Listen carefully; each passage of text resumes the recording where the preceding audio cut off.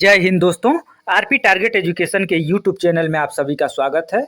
दोस्तों यहाँ पर आप लोग देखेंगे आरपीडब्ल्यूडी एक्ट 2016।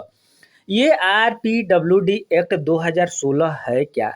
जो स्टूडेंट डीएड बीएड कर रहे हैं या फिर बीटीसी कर रहे हैं तो आपको समावेशी शिक्षा पढ़ना है दोस्तों। ठीक है, समावेशी शिक्षा क्या होता है? ठीक है, और समावेशी शिक्षा के अंतर्गत अगर देखा जाए तो हम लोग पढ़ते हैं दिव्यांग बच्चों से संबंधित। तो दिव्यांग जन अधिकार अधिनियम 2016 क्या है? ये आरपीडब्ल्यूडी एक्ट 2016 क्या है? ये आप स्पेशल बीएड कर रहे हैं, स्पेशल डीएड कर रहे हैं या फिर बीटीसी कर रहे हैं, बीएड कर रहे हैं तो आपके लिए ये वीडियो बहुत महत्वपूर्ण होगा। ठीक है, आइए देख लेते हैं। ये हो सकता है कि आपको 10 नंबर में भी क्वेश्चन मिल सकता है, 5 नंबर 2 नंबर में, लेकिन एक क्वेश्चन जरूर मिलेगा। ठीक है दोस्तों, इसमें देखना हमें क्या है कि दिव्यांग जन अधिकार अधिनियम, इस समय दिव्यांग बच्चों के लिए एक कानून बना हुआ है। ठीक है, वो कानून है दिव्यांग अधिकार अधिनियम 2016 यानी आरपीडब्ल्यूडी एक्ट। इसका अगर फुल फॉर्म देखेंगे दोस्तों, यहाँ पर देखेंगे right of person with disability. ठीक है, राइट या राइट्स यानी अधिकार, पर्सन विथ डिसेबिलिटी। ठीक है, दिव्यांग बच्चों को अधिकार, दिव्यांग अधिकार अधिनियम। ठीक है, इसमें है क्या?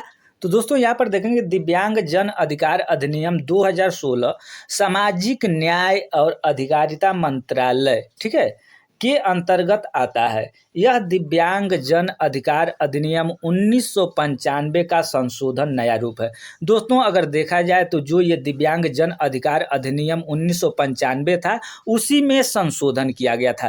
तो 1995 का जो कानून था, ठीक है, दिव्यांग जन अधिकार अधिनियम जो बना था उसमें दिव्यांगता का जो प्रकार था वो केवल 7 प्रकार का दिया गया था। लेकिन ये 7 प्रकार का जो बना दिव्यांगता का प्रकार था उसको 14 और उसमें बढ़ा दिया गया है। और ये जो आपका जो दिव्यांग अधिकार अधिनियम 2016 बना है उसमें कुल मिलाकर के 21 दिव्यांगता विकलांगता को शामिल, यानी 7 पहले का और 14 नया मिलाकर के 21 प्रकार के दिव्यांगता को आधिकारिक घोषित कर दिया गया। ठीक है, इस एक्ट में बच्चों की शारीरिक दिव्यांगता का प्रयोग होता है। इसके तहत 6 से 18 आयु वर्ग के सभी दिव्यांग, यहाँ पर विकलांग लिखा हुआ है तो हम इसके समर्थन नहीं करते हैं। ठीक है, अब आप लोग खुद यहाँ देखेंगे जो अधिकार अधिनियम बना है दिव्यांग जन अधिकार अधिनियम, इसमें विकलांग शब्द आपको नहीं कहना है।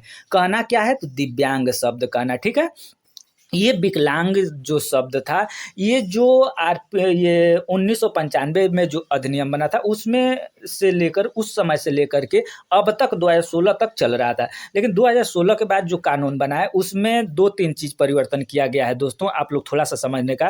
पहले दिव्यांगता का जो प्रकार था 7 प्रकार था उसको 2016 में बढ़ा करके 14 और बढ़ाया गया, वो 21 प्रकार कर दिया गया।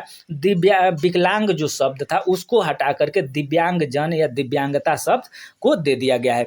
इसके अलावा अगर देखेंगे तो 6 से 18 आयु वर्ग के सभी दिव्यांग बच्चों को निःशुल्क शिक्षा दिया जाता है। ठीक है, संशोधित नई दिव्यांगजन अधिकार अधिनियम 2016 के तहत लगभग 70 से 100 करोड़ लोगों को लगभग प्राप्त होता है। ठीक है, अब इसकी विशेषताएं दोस्तों देख लीजिए।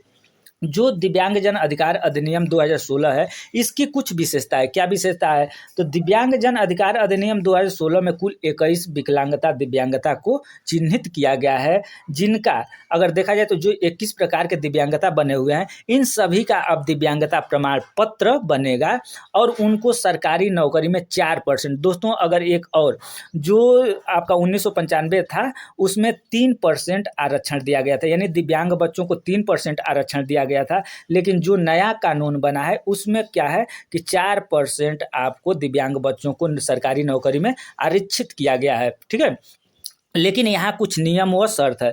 लेकिन सरकारी नौकरी में आरक्षण पाने के, जो सरकारी नौकरी में आरक्षण पाएंगे जो दिव्यांगता, ये नहीं कि आपका अंगुली थोड़ा सा कटा है, आपका दिव्यांगता 10% है, 20% है, 30% है तो आपको नौकरी में आरक्षण मिलेगा, ये नहीं है दोस्तों। नौकरी में आरक्षण पाने के लिए आपको दिव्यांगता का जो सर्टिफिकेट है सीएस यानी अस्पताल, सदर अस्पताल से आपका जो बना होगा सीएस जो बनाएंगे वो 40% से आपका क्या होना चाहिए? ऊपर चाहिए।